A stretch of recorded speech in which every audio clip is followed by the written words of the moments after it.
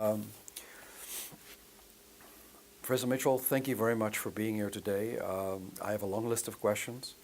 Our topic today is the problem-solving workshop. So let me start by asking you a very simple question, which is perhaps not that simple, which is how does one define this process for newcomers in terms of its uses and validity? Okay, it's a procedure whereby you attempt to get together in a conducive environment representative voices from conflicting parties. The environment hopefully is informal, it's off the record, it enables people who are normally locked in a conflict or in the middle of a dilemma, to step back a little bit, to be analytical and ask questions about how did they get into this particular situation, what they might do to move the relationship out of one which is completely adversarial into something which is more productive, where they can hopefully agree on not necessarily a solution, but on steps which might be taken to relieve tension, to build confidence, to search for solutions which might be mutually acceptable to them. The crucial thing is that it's informal, it's creative, it's off the record. And who does it? Well, these days a lot of NGOs do it. A lot of university-based researchers do it. A number of governments are trying to do it, or adaptations of the original model from, as you say, 40 years ago. Mm-hmm. It's become almost a commonplace thing that people do, and it's something which I think is often misused. But it's become almost sort of standard procedure in many parts of the world. Mm-hmm. I'm sorry, I can't let that go. Misused in what way? Well, the thing is that when it started, it was essentially a non-governmental process. I mean, it was done by people who were separate from the official government of their particular country. It was unofficial, it was off the record. Done in secret. Well, confidential, secret, if you like. It's very difficult for governments to undertake the procedure simply because they are governments. I mean, almost inevitably, governments have interests, they have reputations, they have things that they want to look out for themselves. So that if you're, the United States government, for example, which is, talks about itself as the only global superpower, there almost isn't a situation in the world that the United States doesn't have some kind of an interest in. So that in a way, it's very difficult for government, a government, particularly the United States government, but other governments, to sort of say, okay, we're neutral in this. We can't actually influence this at all. What you do is your own business. So in a way, I tend to think it's not something that governments can do very successfully. Okay. But they try. So most people, when they think of third-party intervention, the model they understand and know, even heard about, would probably be mediation. So how does one understand problem-solving workshops, and how is it compared to the methodology that most people know about, being mediation? Okay, let me sort of try and turn that question on its head by telling you a story. I think most of you know that there's been a long-standing conflict in Transcaucasia between the Georgian government and at least two breakaway parts of Georgia, South Ossetia, which is in the north of the country, and Abkhazia, which is in the west. You probably also remember that in August 2008 there was a short and very nasty war in that part of the world, where I think the story goes that the Georgian government decided to use military force to restore its control over South Ossetia. Okay, The South Ossetians, of course, have been allied to is a bit of a strong word, but have the Russia as a patron. And so the war that took place actually resulted in a resounding defeat for the Georgians. In October 2008, the war had been over for several months. The EU, I think, tried to get the two sides to get together in Switzerland in order to begin a process of moving towards some kind of peaceful resolution, some kind of settlement.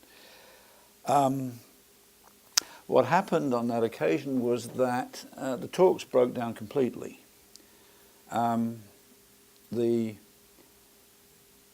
Russian delegation wanted to bring into the room, as part of this whole discussion, representatives from not merely Ossetia but Abkhazia.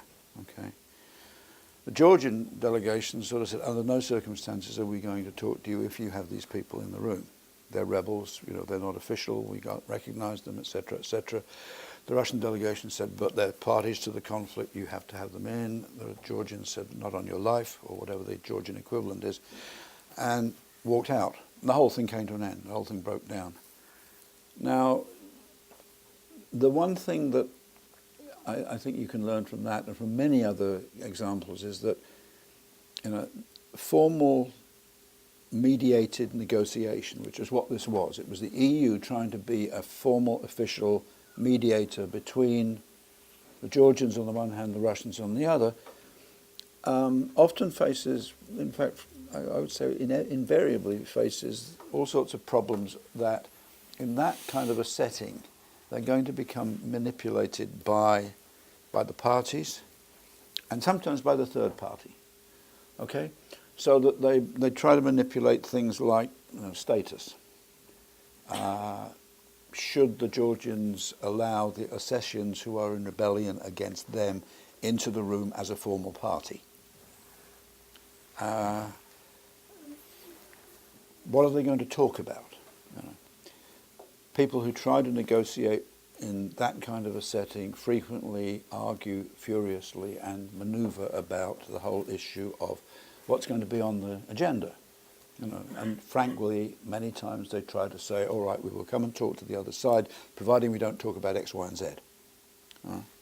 I'll tell you another story about that, which is if you read today's Washington Post, there is an editorial about the dispute between the British and the Argentinians over the islands that the British call the Falklands and the Argentinians call Las Malvinas. Now, most of you are far too young to remember that in the 1980s, a short, vicious little war for 3 months took place in the South Atlantic where something like 1,000 young men got killed. Right? It was a war over the islands. The Argentinians had invaded the islands. The British had sent a task force down there, driven them off the islands, recaptured the islands in a triumphant way. And about 3 years after this, in 1985, the Swiss government arranged a consultation in Bern about restoring relations to something like normal between the two countries, which is quite sensible because the Argentinians and the British had good relations up until that particular point in time, until the Argentine junta decided to relieve pressure domestically by invading the islands. Okay, so it wasn't completely hopeless. It broke down, though, in almost the same way that it broke the conversations between the Georgians, the Russians, and the Ossetians and the Abkhazians broke down, over the way in which the mediator, in this case the Swiss government, had actually arranged what was going to happen. The British were not going to talk about sovereignty over the islands. After all, they'd won, and so it was all solved. It wasn't a question about the ownership of the islands that they were going to discuss. The Argentinians wanted, of course, to discuss sovereignty because they regarded the islands as stolen. The British had stolen it in 1833. So the mediator came in and arranged a formula that at the very first meeting, which was a celebratory dinner on the Thursday evening, the Argentine delegation was going to say that they would really they welcomed the meeting because it would give them an opportunity to discuss the issue of sovereignty. The British delegation was going to say that under no circumstances would they be willing to discuss sovereignty for the moment. Okay? That was all carefully orchestrated by the mediator. The British representative left off for the moment. In other words, he said, and we are not at all willing to discuss the issue of sovereignty by implication ever. At which point the Argentinians sort of said, hey, this wasn't what you were supposed to say, you've reneged on the deal. They walked out, the whole thing collapsed. Now, the point that I'm making is that the great thing I think about unofficial, informal, what we call track 2 problem solving now, tries to get around that kind of dilemma. And it tries to make things unofficial, flexible, never mind about status, never mind about who comes. Anything anybody wants to talk about is on the table. The agenda is up to the participants to actually put together on the first day of the meeting. What do you want to talk about? And we will talk about anything. The only thing is we talk about it respectfully. We try to actually analyse what's happened, and we try to avoid blaming people. And those seem to me to be the principles that set it on one side from sort of formal negotiation. So just very briefly, your two interesting examples then is what does the problem-solving workshop or track 2 methodologies, to which we will return in a question, what does that offer that mediation does not? How is it more or different? Well, it offers an opportunity to step back a little bit and, without committing yourself to anything, to explore A, how we got here, and B, where we might be going. And it seems to me that that's something which you won't find in normal mediation. I mean, one of the things that happened in the 1960s, which was an influence on the development of the idea of problem solving, whether it was a workshop or not, is that a lot of people in industrial relations had come to the conclusion that a lot of what in those days was called tough bargaining between union and management, it was really getting nowhere. And what was needed was an arena in which they could sort of think creatively without coming in with prepared positions which they were going to defend, and concessions which they were only able to reveal if they were forced to. That was getting them nowhere. And so what happened in a lot of large companies, Texaco for example, was that they actually divided the negotiations between union and management into two sorts. There was a sort of hard bargaining official level, and then there was what they called a brainstorming committee, which they actually put on one side and said, okay, let's forget about where we are, what we're arguing about, let's sort of sit down and think of, are there any ways out of this? No commitment, nothing official. Just let's see if we can find some ideas. Sort of problem solving. So they were actually starting. I mean, this is where the whole thing started. It happened in the late 50s, the early 1960s, and it happened in industrial conflict, not in international or ethnic conflict or anything like that. Remind us of the famous names in that regard. Oh, my memory for names is absolutely terrible, I'm afraid. Blake Shepherd and Mouton. Indeed. I'm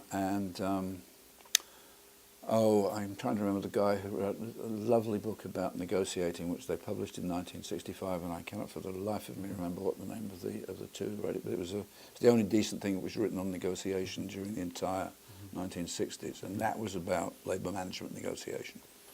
So I want to talk again about the underpinnings of all of this, but Mr. Mitchell, this is a very, very unfair thing to ask, but... Well, I won't answer it in that case. Please take me back to your graduate studies days. I believe that was in the 60s, right? Mm-hmm. And give us what is an impossible question to ask, a short history of the work that was done around the problem-solving workshop at the Centre for the Analysis of Conflict Resolution, City University, London. And then, of course, tell us about your mentor and his work in creating all of this, John Burton.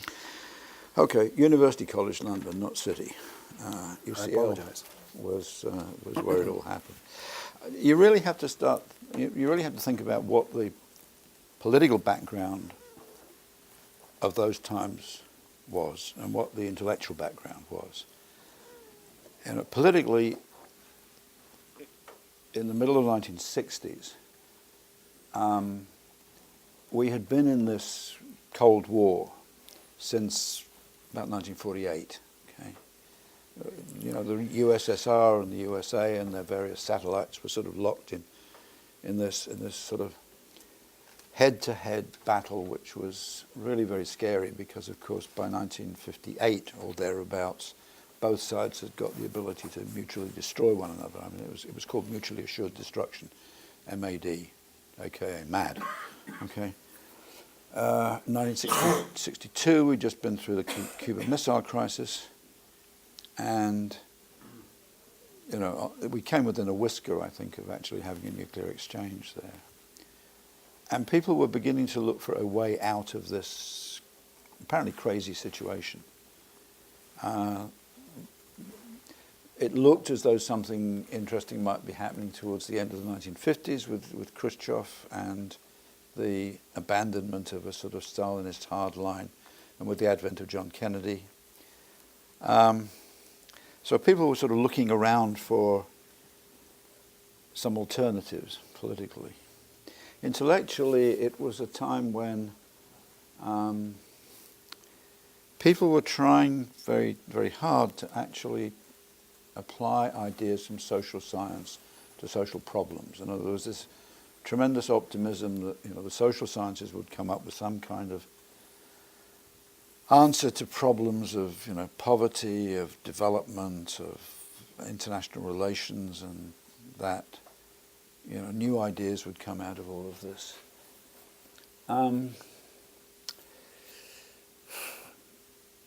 What then happened was that, and this is a very sort of personal account, okay, because there are all sorts of things going on in Scandinavia and in this country as well. But what happened was that my then professor, who was an Australian former diplomat, in fact he was the youngest ever permanent head of the Australian diplomatic service. He was a top civil servant in the 1940s and the early 1950s. He'd then become victim of the McCarthy period in Australia, which was just as bad as it was here, and had been hounded out of public office. And he ended up at University College London as a professor of international relations. But because he was Australian, and because he'd actually been in that particular position in a left-wing Australian government, he had a very, very unusual attitude towards international relations. John used to have this wonderful map that he had sort of outside his office in University College. You've probably seen it. It's the Australian map of the world, which for everybody else is upside down. Australia's at the top. And I think that sort of summarised John's attitude towards international relations. These other places were completely in the wrong place, politically as well as anything else. So he was looking for new ways of actually trying to deal with a lot of the problems that were around in those days. And he had the additional advantage that he knew a lot of people who were in power. I mean, he'd been to the San Francisco conference, setting up the United Nations. He'd been part of the Australian delegation there. He knew most of the people in the non-aligned movement, people like Nehru and Nasser, the Egyptian president, people like Tito and Tito's immediate circle in Yugoslavia. So he had an amazing set of contacts in many parts of the world. And so when he was challenged about some of his ideas, which were quite revolutionary at the time, to do with the nature of political power, to do with the nature of conflicts, he was actually challenged to by some of his intellectual rivals to, all right, if you're so clever, then why don't you try and do something about one of the many situations in the world to which you say your ideas apply. The actual challenger was a professor from the London School of Economics, which has a quite spurious reputation for being left-wing. And the idea was, okay, if you're so clever, why don't you go and solve the Middle East problem? Now this was 1965. Yeah, 65. So it was the Arab-Israeli problem. It wasn't the Palestinian-Israeli problem, because the Palestinians hadn't got themselves organised enough to make it their problem. That happened somewhat later. Okay.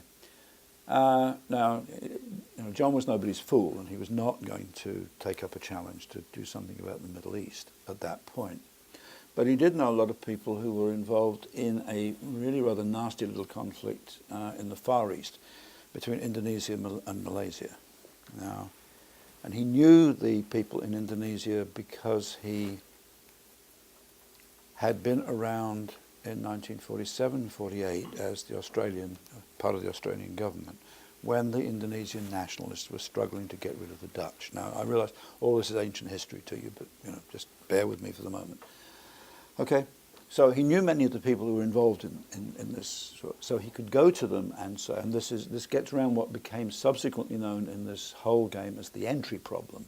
How do you go in and get people to take you seriously? They would take John seriously because they knew him. Okay, so he went and talked to Tunku Abdul Rahman, to President Sukarno, and said, look, we have lots of ideas about how people get into conflicts, how they see one another when they're enemies, how the dynamics of the conflict take them into a situation where they simply cannot see a way out. We have some ideas about this. Would you think about sending some representatives, not officials? We don't want you. We don't want your foreign ministry. We don't want people, but we want somebody who is close enough to you, even at a personal level, who you listen to when they come back. And eventually, to cut a long story short, they all sent people to London. Originally, it was supposed to be one meeting, right? 1 week-long meeting. That took place in the fall of 1965. They met for a week. They then went back and reported to their respective governments. There was an observer from the British government there. Virtually everybody, incidentally, had tried to mediate this particular conflict because it didn't seem to be too serious. I mean, sounds like the famous joke about not many people killed. Not many people were getting killed, but it was a really extremely nasty conflict. Bobby Kennedy had come from the United States to try and be a mediator. The Philippine government had tried to be a mediator. The UN had tried to be a mediator and had got nowhere. Right.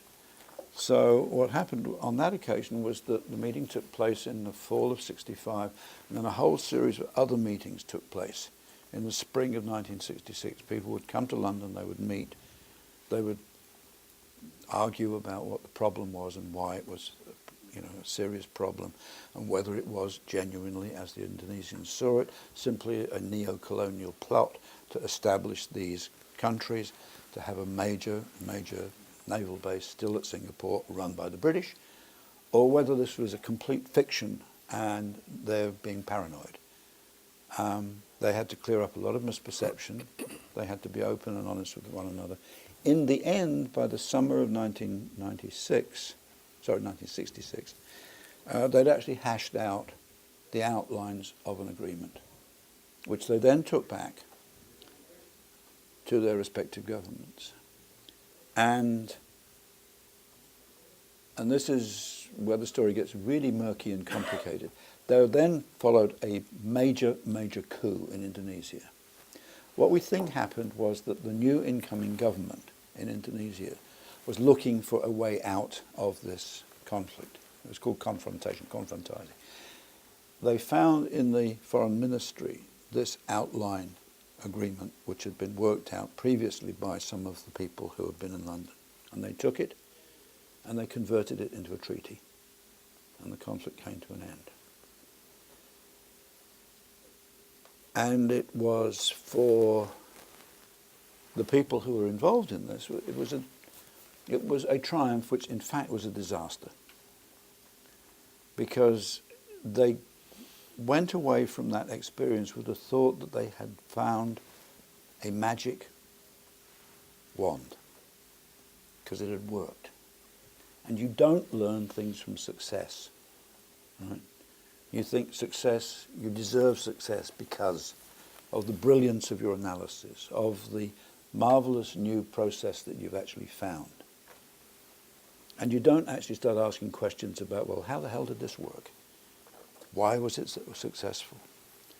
So in a way, it seemed to me that the fact that the first of this sort of problem-solving series, this unofficial, informal, off-the-record, open, creative process, had been so successful, in many ways was a triumph, and in many ways it actually handicapped what followed.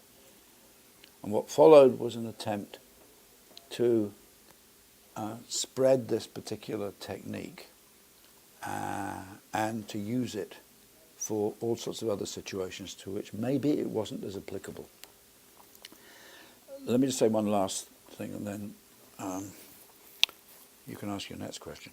The interesting thing was, in that particular pioneering effort, and in the one subsequently, which started in 1966, and this time it involved the situation on Cyprus, where, again, it was a deadlock. The Turkish Cypriots and the Greek Cypriots weren't talking to one another. They weren't talking to the UN mediator, because the UN mediator had actually managed to offend both sides, which is the usual problem with mediators. You know you're doing well when you offend both sides equally. What happened was that in the Indonesian-Malaysian one and the subsequent Cypriot one, a number of people were involved as third parties who became all fired up with this wonderful new idea of getting, doesn't sound very revolutionary, does it? Getting people around a table for a week, 10 days, whatever, a long period of time. Letting them sort of hash out how they got there, how they got into the dilemma. A lot of the people who were there in the Indonesian-Malaysian series and in the Cyprus series subsequently took up this idea and went off with it and ran with it and started to actually try to do their own thing. One of them was a psychologist from Harvard called Herb Kelman.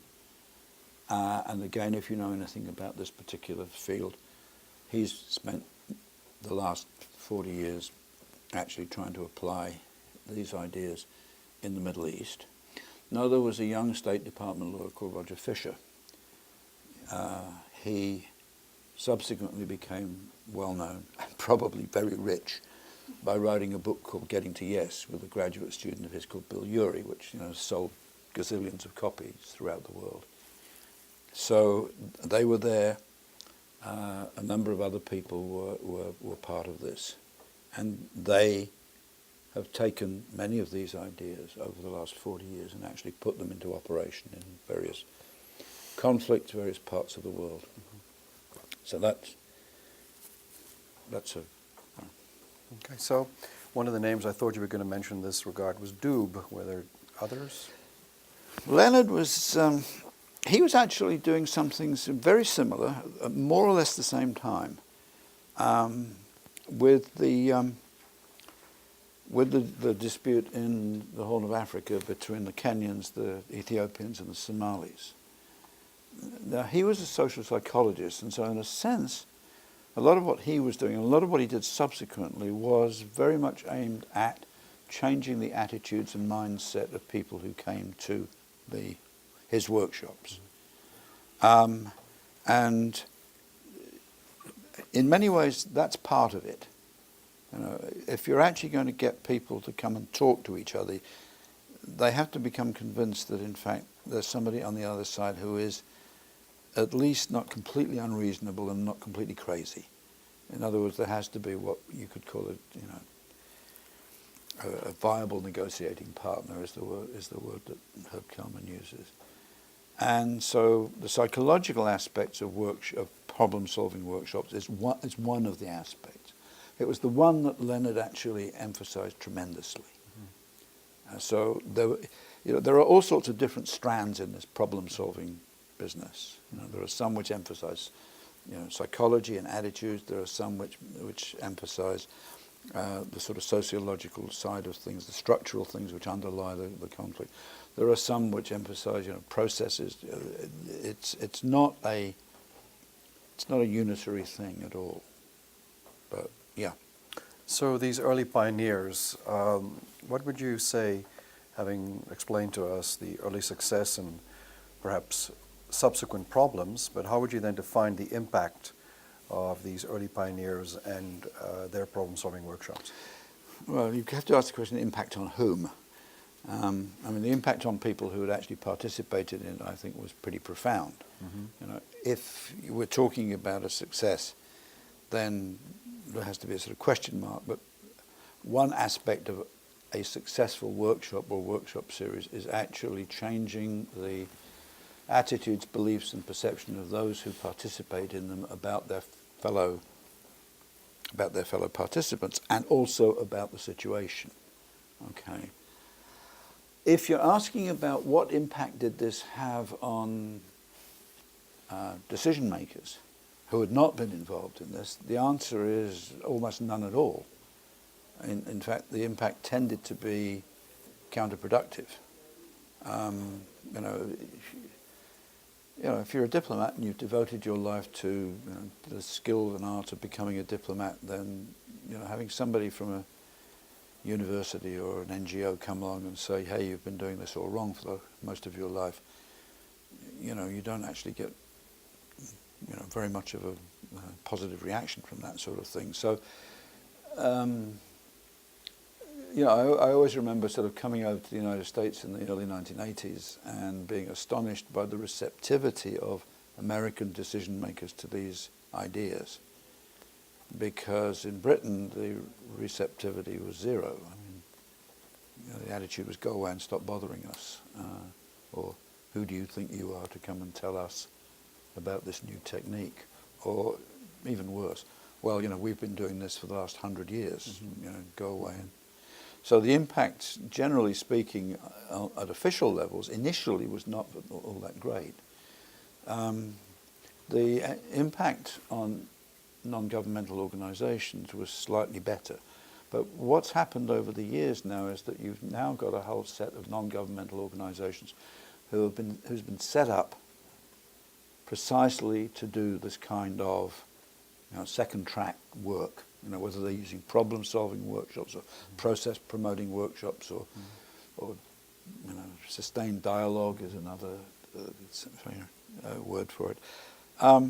There were people who actually sort of cottoned on to some of these ideas and thought this was interesting and well worth following up. I mean, one person that should be better known to this present generation, i.e. you lot, is a gentleman called John MacDonald, who runs an organisation called the Institute for Multi-Track Diplomacy, just south of the river in Reston. It's Reston, south of the river, yes. And the other one was Ambassador Hal Saunders, who was part of Henry Kissinger's team in the Middle East following the 73 war, who got so frustrated with the way in which normal diplomacy was working in the Middle East that he actually sort of dropped out and started to think about ways in which, alternative ways. You ought to read his book called The Other Walls, which he's talking about the sort of psychological walls which prevent you thinking outside of those walls. But in the early days, 1960s, 1970s, it really didn't have much effect on official circles at all. And again, it's very different now, because if you look at what's going on in many of the state agencies in this country, of course, many of these ideas have just sort of been adopted wholesale. But when it started, it was an uphill struggle. Okay. I'd like to move away from history, but I feel I need to ask two other quick questions. Initially, it was social scientists before NGOs and others got involved. But even in social science, these ideas weren't always well received. No, I mean, academics are nothing if not resistant to change. I guess that applies to me as well. You've put your life into particular ways of thinking about the world and writing about it, one thing or another. So, you're invested in that. I mean, it's taken a generation, I think, for even the idea that you could actually study conflict as an academic subject. to sort of take hold and become respectable. I'm still not quite sure whether peace has become respectable. I mean, there was a huge debate in the early days of this movement about whether we should call it, conflict research or peace research. And a lot of places, as you recall from some of the people that we've talked to, would say things like, well, we decided to call it conflict research or conflict resolution or conflict analysis because if we use the word peace, we were immediately labelled as sort of, either do-gooders, which was the nicest thing, or communist stooges, or how in heaven's name could you actually? How can peace be an academic subject for research? That's ridiculous. I mean, you can't do that. Now, mind you, that was from people who, of course, were perfectly happy to make war a subject of academic research. I mean, they tended to disguise it by calling it strategic studies rather than war studies. But that's basically what it was. My feeling is if you can study war, as an academic discipline, you can study peace. You didn't mention this, Professor Mitchell, but I was sort of thinking also about the fact that international relations was not very happy about these early ideas. You call them ideas, but what then was what was the thinking and assumption behind this model at the point, and what were people responding to if they didn't like it? Particularly in international relations as an academic discipline. I think part of it was it tended to be, that study in the 1960s, at least in Britain, and I suspect in this country as well, tended to be dominated by a school of thought which very roughly could describe as realists, as power politicians. What mattered in international relations was none of this airy-fairy stuff about perceptions or about action-reaction spirals or anything like that. What mattered was power. And eventually, if you came down to it, potential military force. And so it was perfectly reasonable to study the use, manipulation of threats, to the use of military force. It's a long historical tradition if we're talking about history. It goes back to Thucydides and the Peloponnesian War. It goes back to Lao Tse in China. It goes back to is it Mencius who sort of says, build high your walls, increase the size of your battlements, line them along with armed men. That sort of thing was very dominant in international. Well, I mean, you can understand why. If you're talking about the period immediately after the Second World War, you had that as the dominant image in your mind. You had not stood up to the dictators of the 1930s. You had appeased them, and therefore the only way in which you can actually manage international conflict is to deter the aggressor. And that was the sort of dominant thinking in international relations. New ideas that were outside of that particular tradition were regarded as being soft-headed.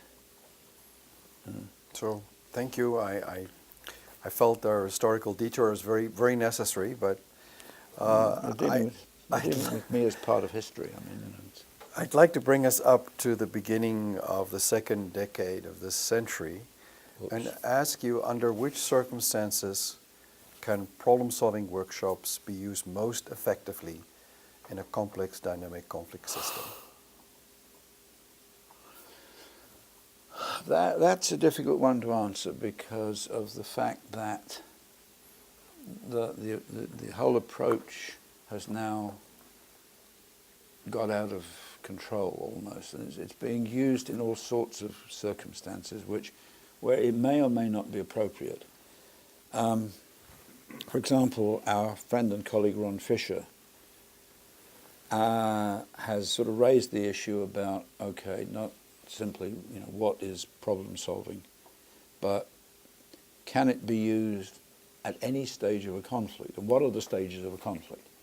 Now originally, and again I'm going back to the 1960s, originally it was used at a point where, or it was supposed to be used at a point where the two sides, if there were two, or several sides, had actually got to the point where the conflict had become overt, where perhaps violence and certainly coercion was taking place, and where there had perhaps been fighting and damage, and where the whole thing was deadlocked. The idea was that that the adversaries were not talking to one another; they were talking at one another. Frequently, they were talking past one another. Therefore, it was first necessary to restore communication. And I mean, one of the things that John Burton used to talk about was that he used to talk about controlled communication. That was the first phrase that was used rather than problem solving. Okay, that you had to restore communication, but you had to make sure that it was productive communication rather than destructive. Right? So initially, the idea was you use these techniques in a post-violence deadlock situation. Okay. Now, gradually, as people started to think, hey, maybe something to be learnt by using this, they started to use them in all sorts of other situations. And so the question gradually became, when are these most effectively used? Can you use them, for example, as a conflict prevention technique? In other words, and that in the 1980s, the 1990s, conflict prevention became a buzzword. And it's quite sensible if you think about it initially, which is, okay, the way of dealing with a conflict successfully is to catch it before it actually gets to the point where people are killing each other. It's fairly unarguable. It's easier that once people have died, once people have been killed, once destruction has taken place, once you have invested time, effort, resources, and death in a situation, it becomes much, much more difficult to get out of that situation. Okay? So catch it beforehand. So can you use problem solving as a conflict prevention mechanism? Possibly. Lots of people have tried it.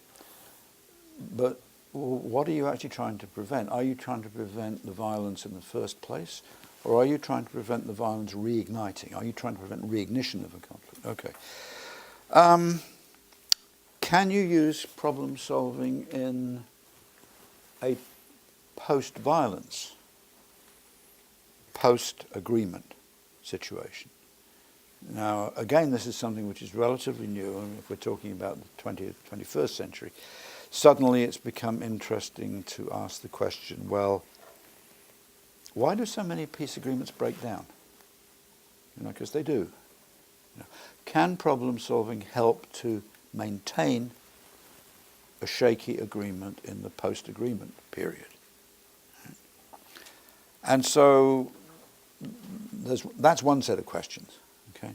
Now the other set of questions which gradually emerged as people started to use problem solving in the Middle East or in South Africa or in Northern Ireland or in Cyprus or in Sudan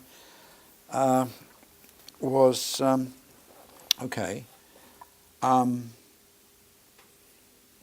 can we use this sort of thing in parallel with formal negotiations?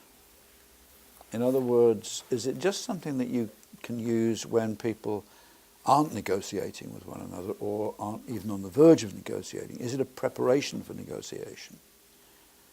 Right? Or can you actually continue using it when formally and officially they're talking to one another? Now, there are some very interesting examples of people using what Ron Fisher calls para-negotiation, parallel negotiations, while formal negotiations are going on, so that it becomes a kind of a toing and froing process where the formal negotiations actually continue and then hit an obstacle, hit a roadblock. Now, is it possible then at that point to sort of take the formal conversations out of the formal setting and put them into some kind of a problem-solving arena to look at a situation in a non-official way and then come up with some ideas to put it back into the formal? I mean, I've actually was involved in the early 1990s, I think, in one of those exercises in Northern Ireland, where there were a series of negotiations going on between the two communities and the British government in Northern Ireland, and they hit a real snag about timing of people joining that process. And what they then came and asked us to do at the Institute was actually, can you reconvene a meeting which had taken place several months, maybe a year before, to just, to come up with some ideas about this, non-committing ideas, but we're stuck. Try and help us think this thing through.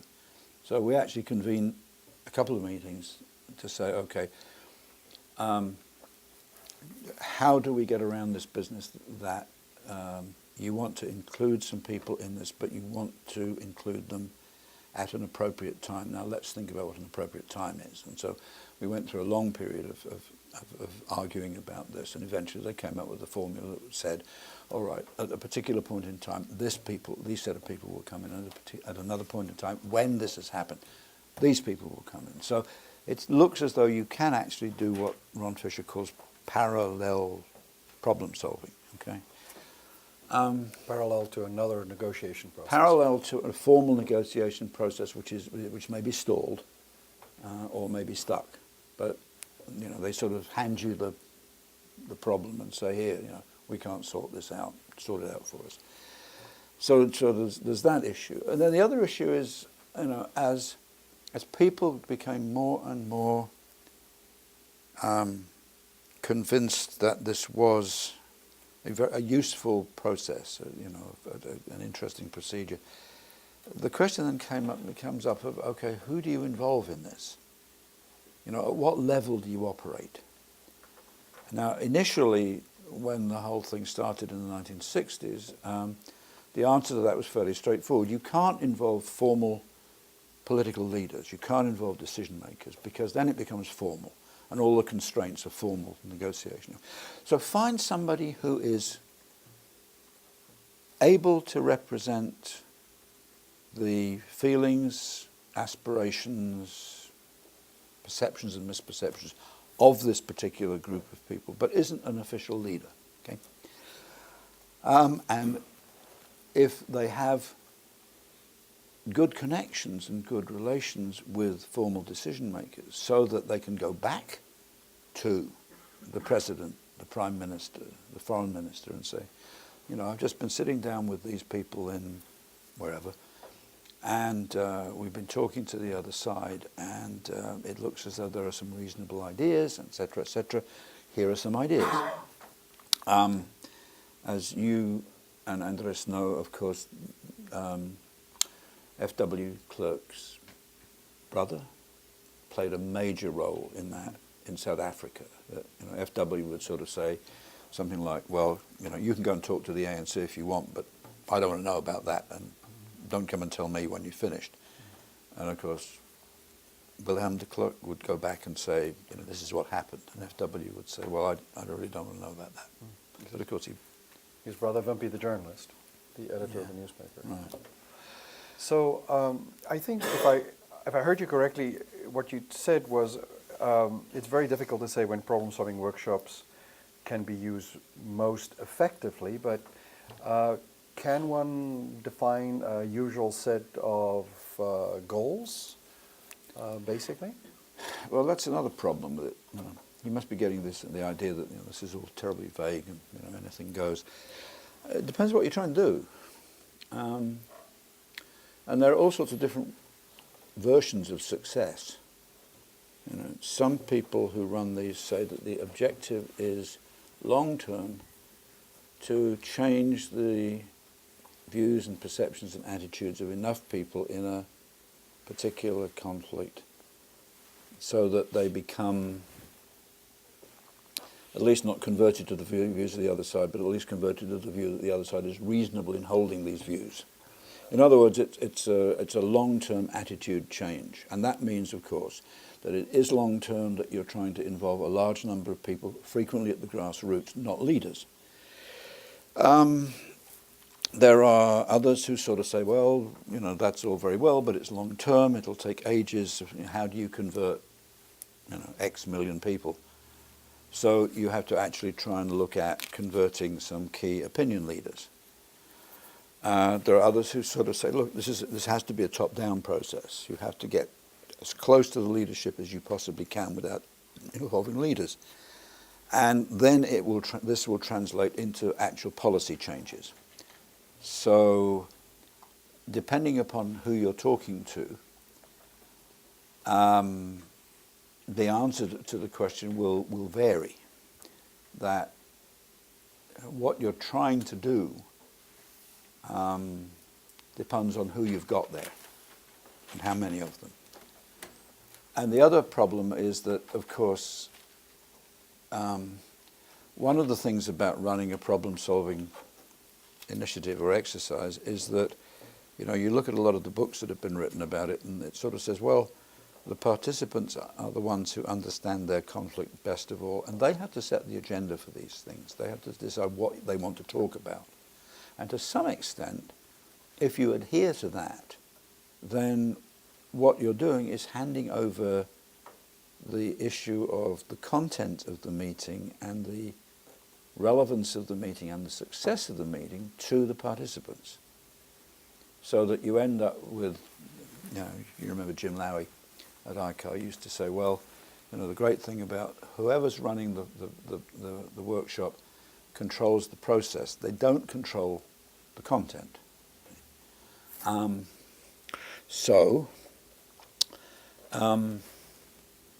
Most of the ones that I've participated in tend to be sort of elitist top-down. We're trying to affect policy. We're trying to affect it indirectly. And again, if I can give you an example, around about the same time as at the end of the Falklands-Malvinas War, the war in the South Atlantic, as it was sometimes called in satirical magazines, it was called the War of Thatcher's Face. We actually put together some meetings in Maryland with Argentinians and Brits. I was in the interesting situation because I was a Brit, I couldn't be part of the facilitating team, so I became part of the Falklands team. And what happened was at that time, it was 2 years after the end of the South Atlantic War, both sides wanted some way of actually building confidence between the British government and the Argentine government, because the Argentinians had just suffered a major military defeat. The junta had been removed from power. They now had an elected government and wanted to repair relations with the British. The British government, on the other hand, at least some of the more sensible elements within it, realised that they couldn't keep half the British Navy circling the islands on patrol in case the wicked Argentinians tried to grab it again. They had poured enormous sums of money into the islands. I mean, they built a huge airbase so that they could airlift people down there in case the wicked Argentinians tried to seize them again. You know, it's costing them millions. And so they wanted some kind of way of stepping back. So at least one of the things that we talked about in one of the workshops was confidence building measures. How can we actually get to a point where the British can sort of pull some of their ships back, where the Argentinians will actually get a little bit of face out of the situation, but will reassure the British that they're not going to reinvade the islands. I mean, there was no way in which they would do it, but you know, couldn't tell that to the islanders. And so we spent an awful lot of time talking about confidence-building measures, and in the end we came up with a whole list of things that could be done, which we called SUDs, simultaneous unilateral declarations, which the delegates took back to Buenos Aires and we took back to London, and which fell absolutely flat. No effect whatsoever. So was that a success? Probably not. And let me add to that then, are there some advantages, such as you have a panel of facilitators versus perhaps a single mediator or facilitator? Okay, let me deal with that one first. Yeah, I mean, I think like a lot of things to do with problem-solving workshops, the idea of having a panel Of sort facilitators. of facilitators actually sort of came about, sort of quite by accident, and then became a sort of part of the tradition. But I think what happened was in the very early days in the 60s, the very first workshops, the idea was to have a range of expertise available to the participants who were representing the parties in conflict. Within your facilitation team. Yeah. And the idea was that you would need to understand a complicated process like a conflict system or the dynamics of conflict. You really needed some people who understood the psychology of being in a conflict situation. You needed some people who understood the strategies. You needed some people who understood the sort of underlying social and political structures. And so you needed to assemble a panel of people, or a panel of facilitators, as they gradually became known, that combined a multidisciplinary set of expertise. And the question was, okay, where did you draw the line? John Burton used to draw the line at you really don't need lawyers and you don't need historians. Okay? The idea was that this was not a court. This was not the application of international law or any other kind of law. So in a sense, lawyers could be counterproductive. He also, I think quite incorrectly, eventually I came to the conclusion, decided you didn't need historians. You didn't need people there who knew about this conflict, who could set you right about the details. His theory was, and I think there's a great deal of sense in it, was that the only people who know about the conflict are the people who are actually involved in it. Mm-hmm. They will tell you the history or histories. Mm-hmm. And of course what became evident as you actually sat in on these various things is that everybody had their own history. Mm-hmm. And that was important, that there was no right history. There was a history of the Turkish Cypriots had of the struggle on the island. There was a history that the Greek Cypriots had. And what was important was that they should understand that they had different histories, and this was all right. And they're probably not going to agree on the history. They're certainly not going to agree on the histories, but that was a lesson they had to learn. Now, I mean, because there was this idea of you don't just have a single mediator, you have a panel of people sort of sitting there. This actually turned out to have two great advantages. One was that because there were a lot of people sitting around a table, you hadn't got this sort of structure of, us on one side, them on the other, and a mediator up there, so that you hadn't got this sort of confrontational thing. The second advantage was that the facilitators could argue among themselves, and they did. And this was all right as well. You could disagree, but then you could find out why you disagreed. So that the idea was that if the problem-solving process worked, then it began to resemble a good academic analysis, good academic discussion. Now, a lot of academic discussions are absolutely awful. They're full of ego, and they're full of bluff, and they're full of defensive positions. But a good one, where you listen and you actually listen to understand, not to refute, where you actually consider people's ideas seriously, is just the most wonderful way of actually advancing your knowledge of what the topic is. So that turned out fortuitously to be a huge advantage, to have a panel, have many facilitators. The third thing that I think was something that gradually was discovered was that having a panel of facilitators, a facilitator is somebody who makes the exchange easy, it comes from facile. Having a panel of them was much better than having a single mediator because it took the strain and the spotlight off this single person.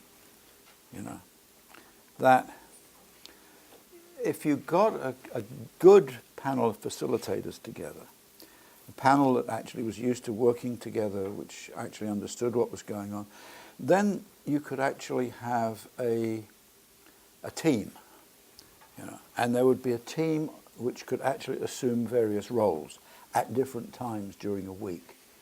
You know, because if you've actually been in one of these things, or indeed if you've been in any kind of a meeting as a chair, you know, as the main person to run the meeting, you actually realise how exhausting it is. And it becomes even more exhausting when you've actually got a fractious group of people that you're trying to chair. Okay, and believe me, if you've ever sat down with some Israelis and Palestinians in a room, you haven't seen fractiousness until you've done that.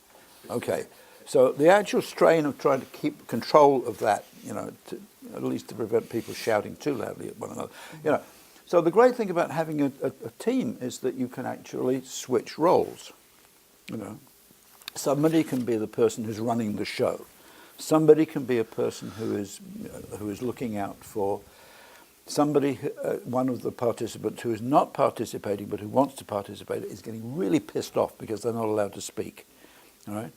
Somebody can actually be, you know, this is the one that I increasingly play myself as I'm getting on in years, is the, you know, the wise old man, you know, which is a good role to play. The other one, you know, the other good one is the joker, the tension reliever. You know, somebody who can actually crack a joke and get a laugh out of it. You know, there are a whole series of different kinds of roles that you can play if you've got a group. If you've only got one person, it's very difficult to do all of these things. Right? The other thing is, that one of the things, of course, that the participants try to do, the people who come from the different adversities, is that their job, as they see it, is to get you on their side. Right? You know, they don't want neutrality or anything like that. They want you on their side. And so part of the time they're playing a game with you to try to get your approval and to try to get you to become, you know, party pre to them. Mm-hmm. Well, if there's only one of you, you can't do that. But if there's a whole group of you, if there's a whole team of you around the table, one of you can become sympathetic towards one side, as long as somebody else becomes sympathetic towards the other side. Right? So that's part of the game that you can play if there's a group of you. What's important, though, is that you learn to work together, you respect one another, and you get used to sort of taking over particular roles. You know, there's a role where if the chairman, you know, the person who's running the meeting for that session gets into a problem or gets confused or whatever, then somebody has to step in and take over. Right? So there's a reserve role.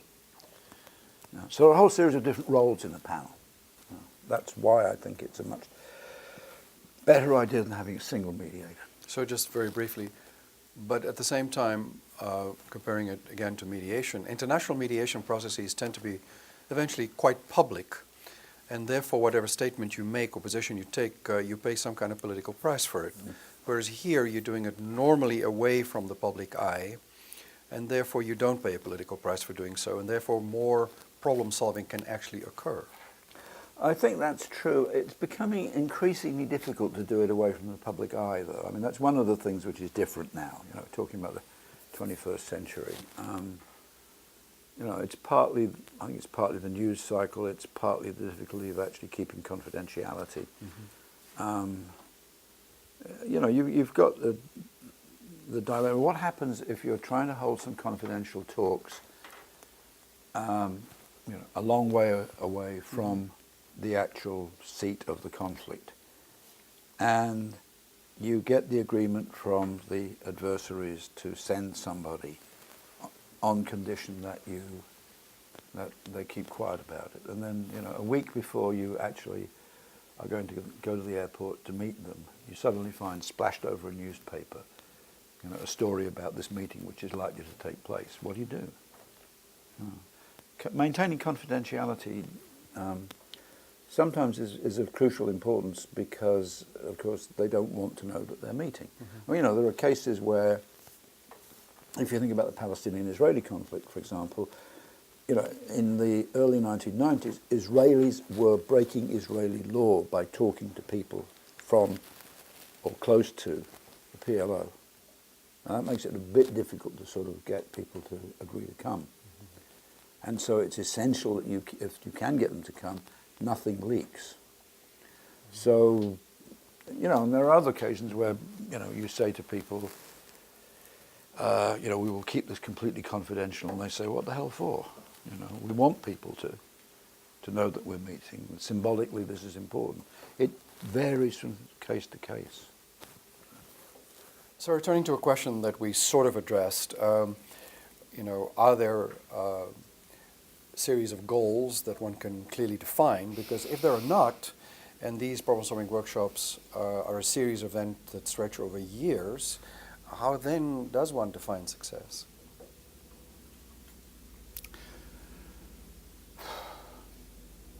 Well, I mean, at one level, success is the fact that they do stretch over a number of years. You know, if people find that they're worthwhile coming to and keep coming to it, that in itself is a measure of success. There are all sorts of other ways in which you can measure success. You know, to what extent do some of these ideas get adopted by policymakers? Now, sort of monitoring that is often quite tricky, but it can be done. So the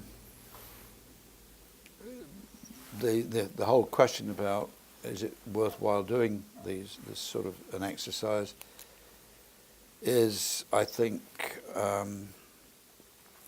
you know, it's another of these wretched it depends answers. You know, it depends on what you're trying to do. It depends upon what the participants want you to do. You know, it depends upon them finding some way in which it is worthwhile to carry on. And I think eventually it sort of comes to, you know, the things come to an end when the participants find it no longer worthwhile to actually meet. And sometimes that's because no longer they're not getting anything out of it. And sometimes it's because the official process takes over from it. Okay. So the ultimate success is not that this is a track 2 process that, if successful, gets passed on to track 1 and there is an Oslo agreement or something such? If you're, well, I'd say if you're lucky, it's an Oslo agreement, but I'm not sure that was all that lucky. But yeah, I mean, I think if in fact the process gets in some way, shape or form taken up officially, or if it actually enables a track 1 process to start up, then I think that's one form of success. Yeah. I mean, other forms of success are, you know, that somebody goes away from the actual meeting and writes an article in one of the newspapers to the effect that, you know, there are some reasonable people on the other side and we needn't think about killing all of them. But it's perhaps important to note that not getting to an Oslo agreement doesn't mean failure. One always hopes to get to some kind of a formal agreement, but because it's an incremental process. Yeah, I mean, you know, it's So, like, you know, you get sort of, well, okay, how many conflicts did you solve last week? Well, you know. Yeah. So now that we've been at this, so to speak, for 40 years or so. Speak for yourself. I've been at it for 40 years. How comfortable have governments become with, track 1 actors become with having this? Are they accepting of this process or not, on the whole? More so than they were initially? Oh, I think so. Yeah. I mean, I think the governments I know about actually, I think, regard this as still with some suspicion, but they see that it can fit in and do things that they can't do. You know, for example, one of the things that I learned from that very early Cyprus thing that I was involved in the 60s is that it's still extremely difficult for governments to bring themselves to negotiate with rebels. You know, because as soon as you start talking to them, in some sense, you're admitting that they have at least some level of legitimacy in what they're trying to do, and that's what you know. That's part of the game. You know, you deny them the legitimacy. On the other hand, you know, if some university naive idealists want to get together with the Basque nationalist guerrillas and talk to them in the presence of some other Basque nationalists who are not guerrillas about the possibility of a non-violent campaign to obtain Basque nationalist goals. Mm-hmm. That's a good thing. Where you don't get much of an approval is where the government thinks that you're going to be a damn nuisance, where they think that you're interfering with what they're already doing, mm-hmm. or what ought not to be done in the first place. Mm-hmm.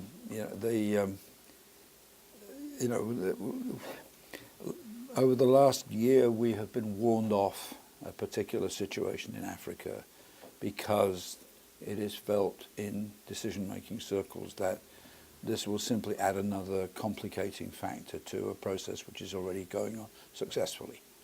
Okay. Now I will quarrel with the word successfully, but at least it's going on. Mm-hmm. Okay. So legitimately, I think they could sort of say, stay out of this. Mm-hmm. So we've just pointed to one of the important roles or things that third parties have to deal with in the problem-solving workshop, which is to get governments on board, or at least out of their way, so to speak. Yeah, I mean, if you can get sort of, if you can get the sort of reaction that you occasionally get from governments where they say, well, we don't think this will be successful, we don't think that there's much point in it, but if you want to do it, go ahead. And by the way, we'd be very interested to know what happens. Mm-hmm. Okay, well, that's a sort of sign that they want to know what happens. Mm-hmm. Professor Mitchell, now I have to ask one or two questions that students normally fall asleep on if you ask them. They are theory related, so I trust you're going to give me a fascinating answer. It's a long question. Over the years, we started with something you referred to, which was Burton's controlled communication, a way that he early on referred to this process.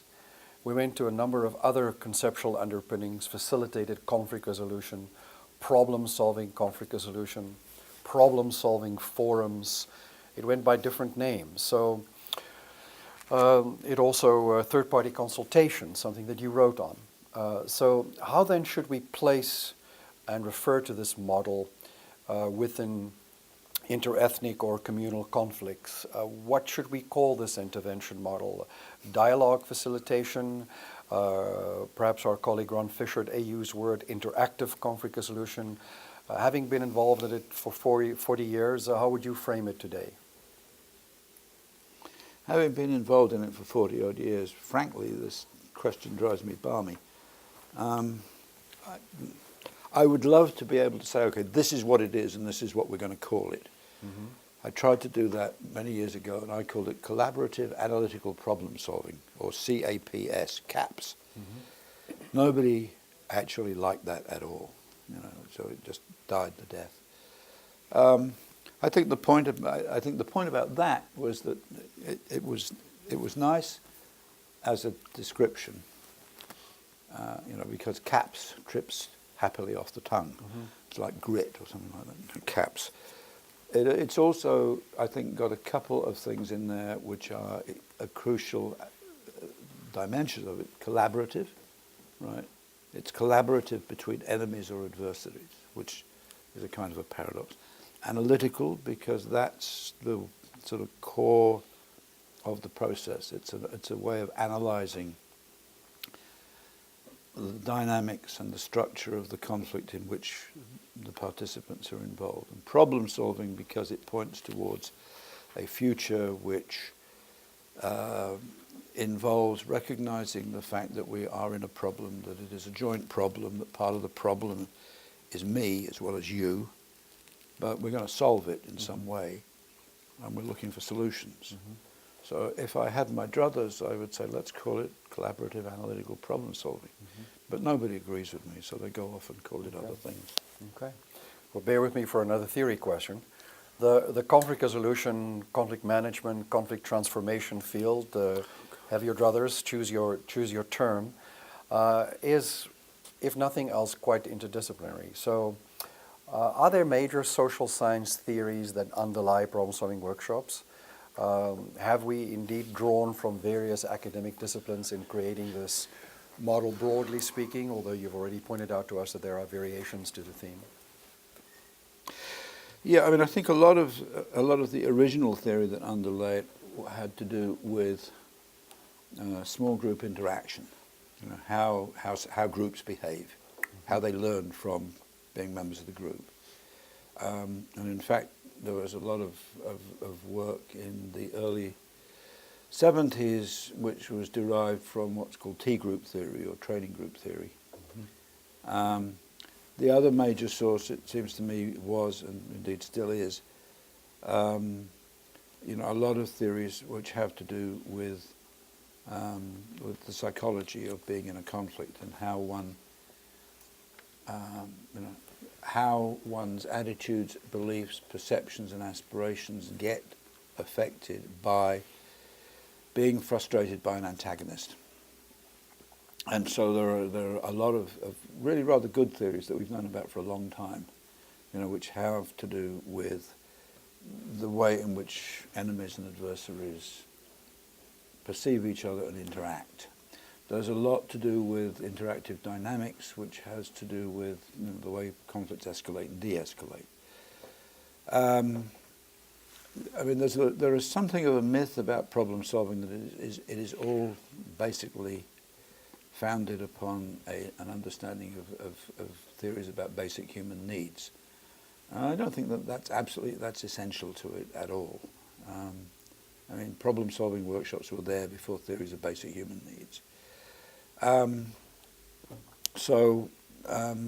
Yeah, I mean, I think we've borrowed from many different disciplines,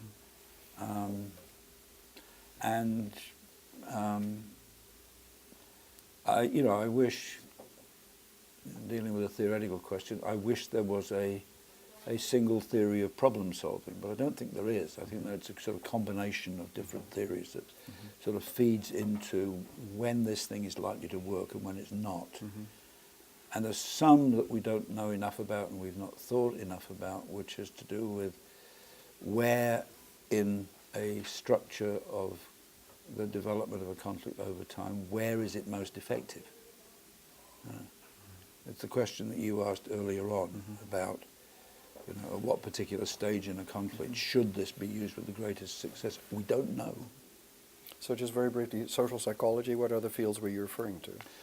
Oh, you know, anthropology, theories about ethnicity, theories about identity and you know, political science, theories about power and influence, not sort of the crude ones that I was brought up in, you know, for 2 horrendous years as an undergraduate. You know, there is a great deal of, you know, to be said for, as I say, sort of small group dynamics. Where we're not very good is where this whole thing fits into the ongoing structure of a conflict at a macro level.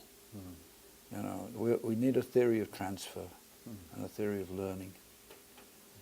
But I think, you know, in almost a sort of an inherent way, it's there because, you know, if you look at realist theory, it's basically based on the assumption that the only way people learn is through fear and threat.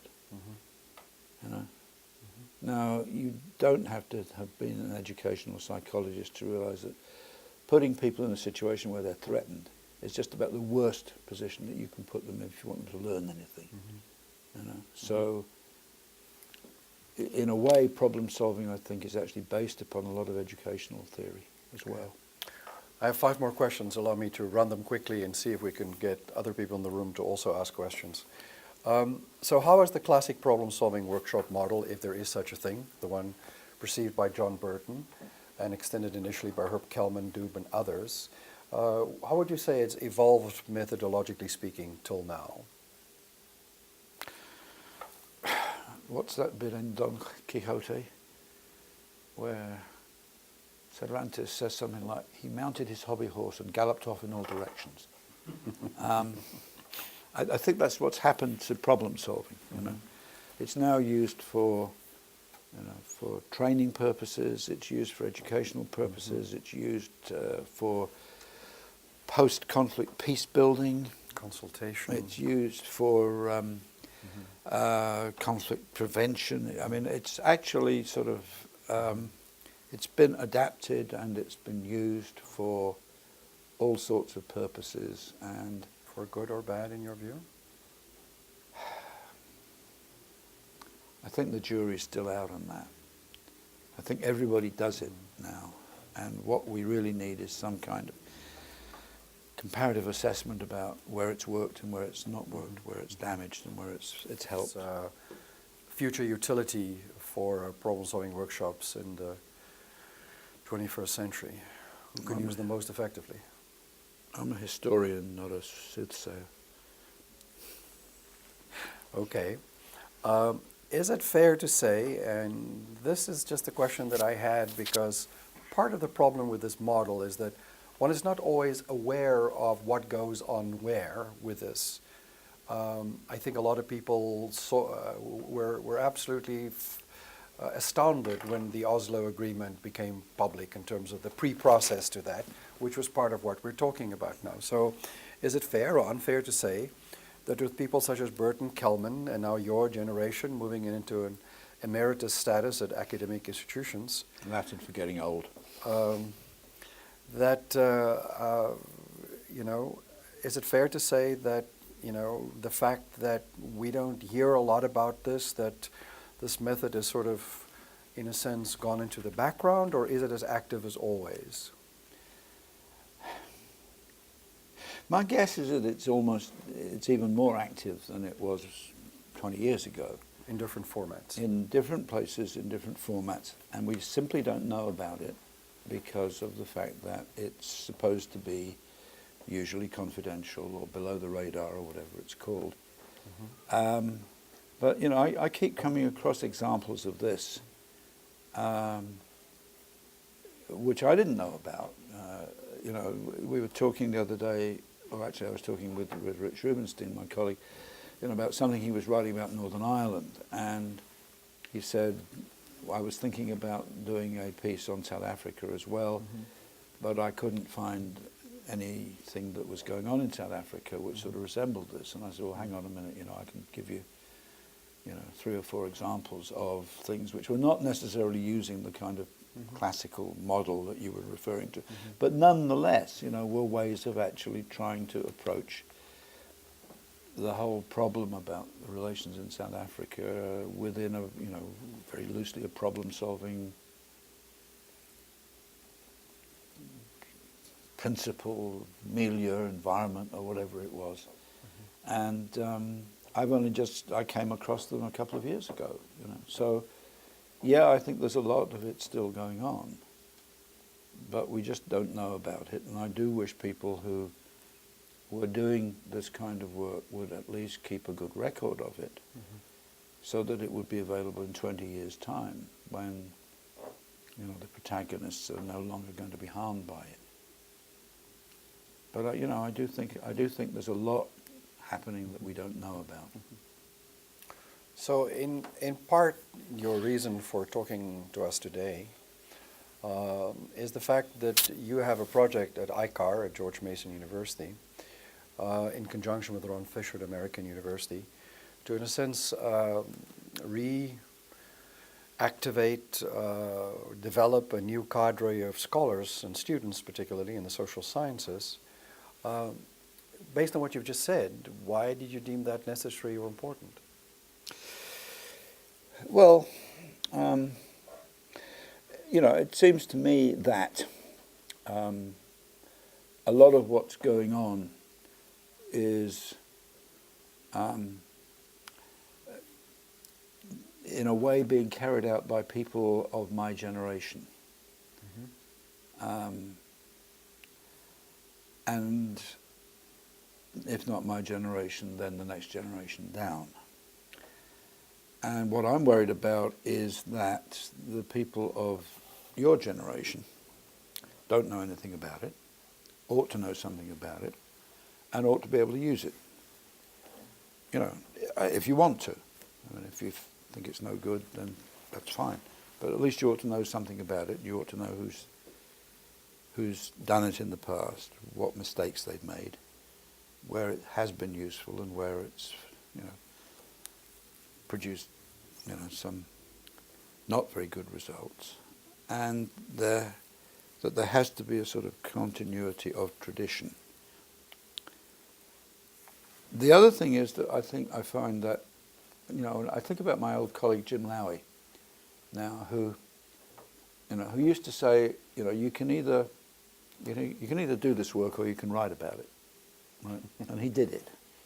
And didn't write about it. And didn't write about it at all. One of the things that people are very unhappy about. But, well, yeah. I don't think he's untypical. You know, I think a lot of people do this work, and this includes people in organisations like the UN or the AU, who do it and who use a lot of these ideas. And, you know, they're doing it in Guinea, and then they come to the end of that particular project, and bingo, partly because of the exigencies of belonging to, in this case, International Alert, they're off to the next one, right?